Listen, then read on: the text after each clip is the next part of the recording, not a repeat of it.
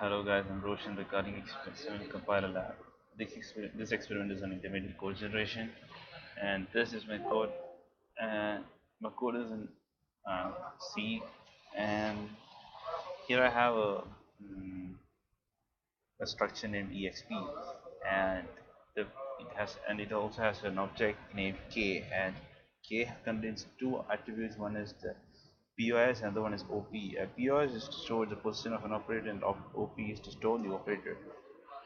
And yeah, and I have few functions like find operator, explore, f left, f right. So let's see one by one.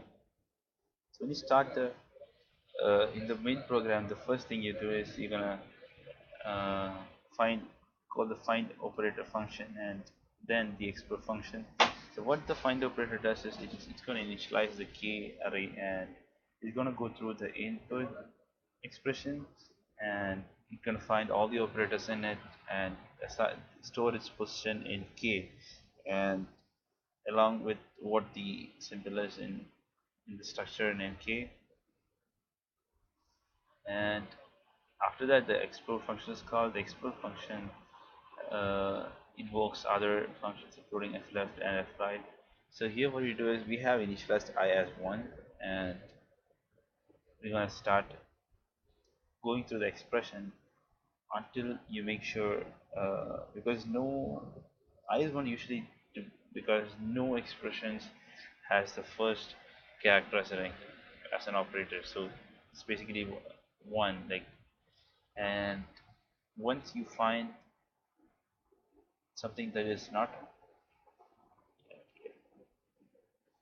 okay, we're going to traverse through the array of operators which we initialized, and we're going to find the position of that partic particular operator, and you're going to call f left and f right on it. So what f left and f right do is mm, it's gonna f left is gonna consider the character which is just before the operator, and it's gonna see if it is not a -1, or if it is not, it's going to make sure that x never reaches the out of bound exception, and also um, x never is an index for any operator. That is why we have this while condition, and if it is not so, you're going to check if that you're going to make sure that it's not also on a dollar. If it's not on a dollar, you're going to ignore it and you're going to further search on it, and you have a flag to make sure this body of this if is entered only once.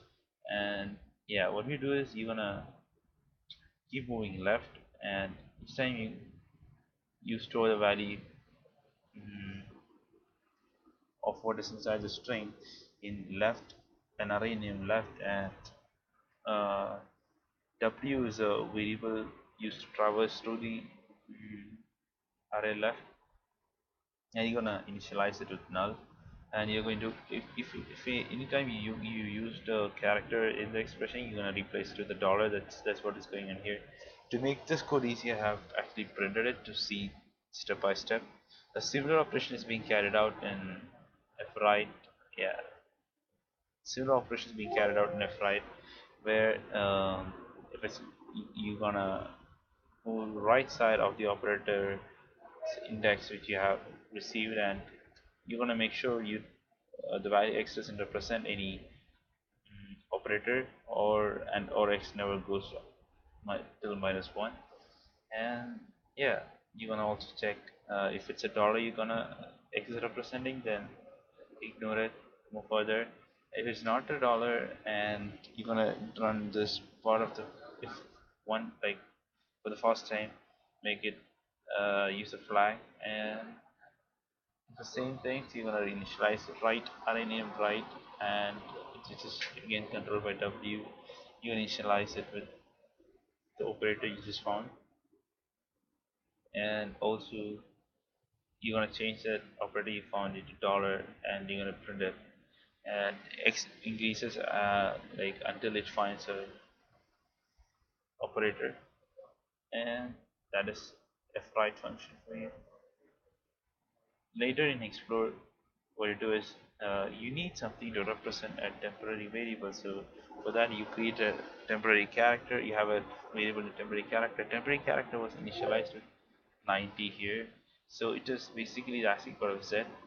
So as time progresses, the first mm, temporary character is gonna be z, the next one is gonna be y. So you're gonna subtract as equals to b to get those characters, and later you're gonna print it. So this is how you print it. You're gonna print them in an order, and you again traverse through it by checking the dollar, and after the while loop exits, that is until the input expression reaches input reaches null, it's gonna change. It's gonna call another f right with -1, and it's gonna change the value number to 0, and we're gonna call f left on it, uh, and based on the length of the string that is being input.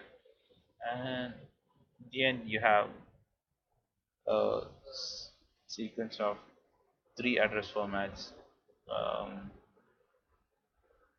intermediate code, three address format intermediate codes, and you see running the program. So this is how I compile it, and when I run it, as you guys can see, uh, there are a number of steps here. So first it's gonna address the b here, and the b is being changed to dollar. As I told you, whenever you are done utilizing a variable, you're gonna change it to dollar. And the next step, uh, it again change one more variable to dollar, and it replaced it with another variable named z that is being shown here. So learn is a temporary variable, and again now once you've done with star the operator 2, you're gonna change that also with the dollar, and now this is all you have, and it's a plus and minus, and they have the same plus and c. So see, so association is done from left to right, so we're going to resolve this first. So a plus dollar, we're going to rename change this a with dollar, and you're going to replace yeah, you're going to replace z minus d with dollar, and that is what happened here.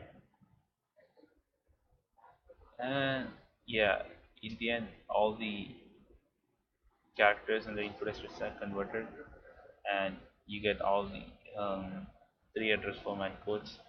Uh, so yeah, I'll show you executing one if it's p divided by c star d, and this is how it is broken down into three address code, and that is all. Thank you.